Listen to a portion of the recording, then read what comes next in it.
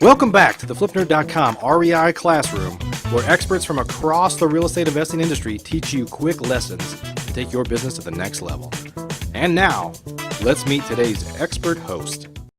Hi, my name is Pete Neubig, co-founder of Empire Industries Property Management located in Houston, Texas, and I'll be your host for the REI Classroom.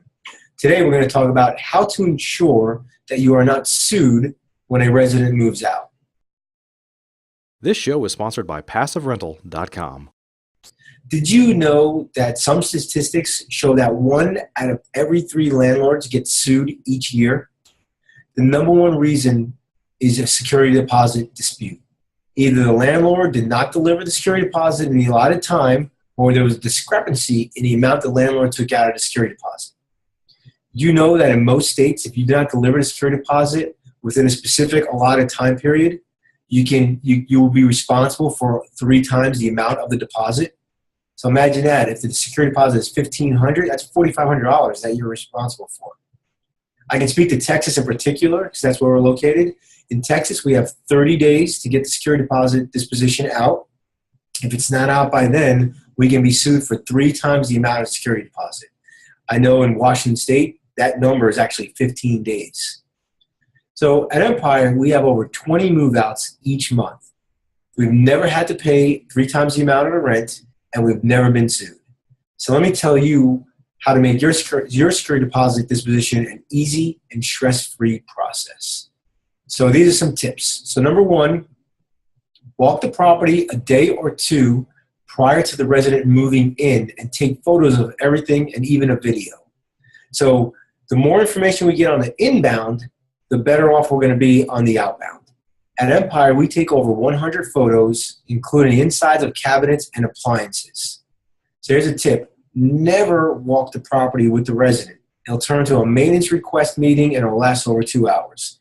You're doing a move-in report. We actually do move-in reports with the photos, and we even make notes on each one of those items if there is something that might be damaged, and that we're giving a property in a less than stellar or just might be something might be wrong. So photos, even a video beforehand. Number 2, make sure the property's been professionally cleaned and the carpets have been cleaned professionally. We expect this to be done when the resident moves out, and you cannot expect this to be done if you do not provide it this way. So again, you want the property turned over to you the same way you gave the property over to the resident. So have everything cleaned beforehand. Have move-out procedures created and given to the resident at move-in, and again when they give notice that they're moving out. So again, we always speak about you own a business. You have to have policies and procedures. You must have a move-out procedure. Our move-out procedure basically tells them everything they need to do, and it also gives them a list of items that they should be looking for that we may charge for. For example, if they did damage to a wall, what that would charge would be if we had to fix a hole in the wall, if we had to clean the property, and we give them, it says not, a minimum amount of. And so let them know what the move-out process looks like. Give it to them, and again in the front end, and also when they give their notice. Give the resident inventory condition form. Here's the kicker though. Give them only X amount of days to fill out the form and return it to you. So we allow them 5 days. Some people do 3, some people do 10. Do not allow anything more than 10 or 12 days. You're not going to let them live there for a month and then create damage to the property and then put on an inventory condition form. If they don't give you the condition form within the allotted time, then that means they did not submit one. This form is not meant for maintenance requests. So let them know that they are not putting maintenance requests in here. They're just documenting the way they received the property. Okay, that's all it is. Next thing you're going to do is you're going to walk the property within 3 days after the resident moves out. And again, never walk the property with the resident. It will take you 2 hours, and they'll have a story about everything in the property. Take photos and video just like you did on a move-in report. You want to do a move-out report, and you want to be able to compare the move-in report and the move-out report. Then the next thing would be get a professional company to give you a bid on what it'll take to get the property rent ready. Make sure you send them out as soon as you walk the property and get the bid back within 3 days. Remember, time is of the essence. You only have 30 days to do all this stuff. Do not wait 15 days later to walk the property or to go out and get a bid. You want to get that bid. The reason why you want to bid is when you do your disposition, meaning you're comparing the inventory condition form, you're comparing your move in and move out, and you want to charge, now you have backup with the bid that says how much you're going to charge for the damages, the maid service, the landscaping, things like that. So again, you're going to review the inventory condition form, the before and after photos, and the make-ready bid all at once.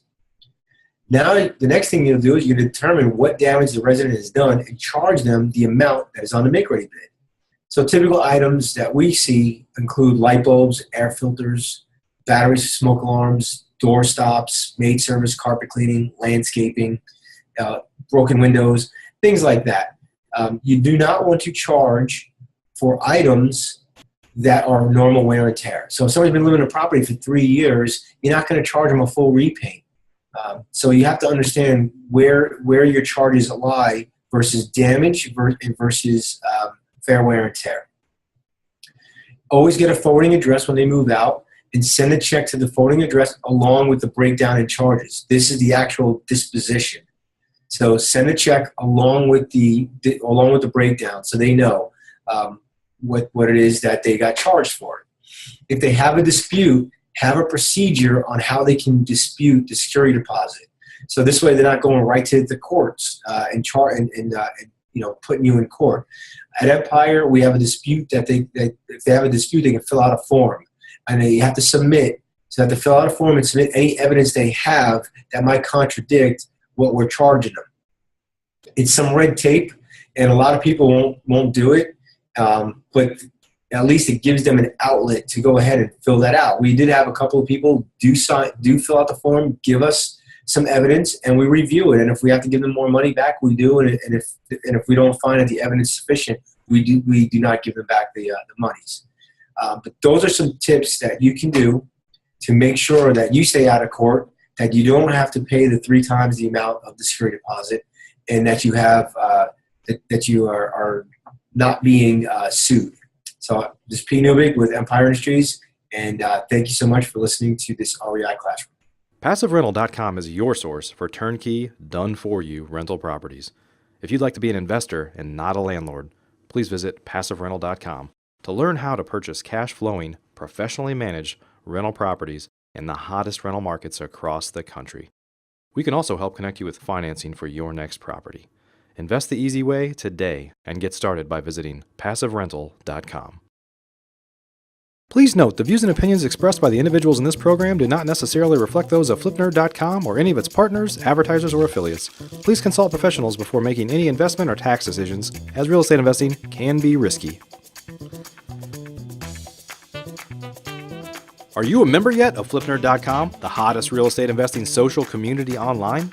If not, you can join for free in less than 30 seconds and get access to hundreds of off-market deals, vendors in your market to help you in your business. And you can start networking with thousands of other investors just like you.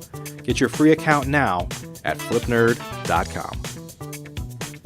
Please check out the FlipNerd family of real estate investing shows, where you can access hundreds of expert interviews, quick tips, and lessons from leaders across the real estate investing industry.